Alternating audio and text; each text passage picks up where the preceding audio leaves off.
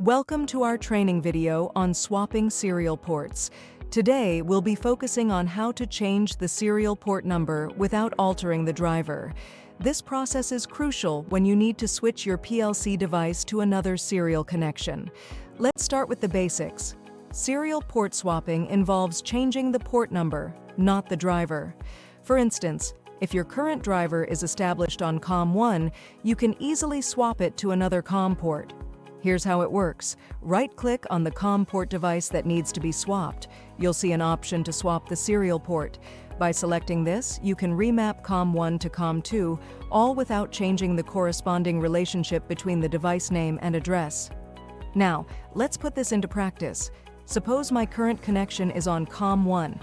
I will right-click on COM1, select the option to swap the serial port, and move it down to COM2. Stay tuned for more tutorials on managing your PLC device effectively. Next, we're going to explore the process of replacing the PLC.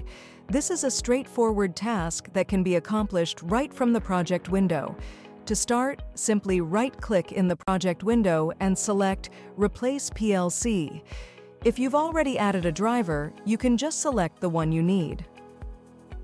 Now let's dive into a practical example.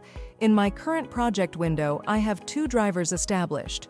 One is a device on COM2, and I've set up two components here, numeric value input to be precise, one for the serial port and another for the network port. To replace the PLC, I'll right-click on the network port and select Replace PLC.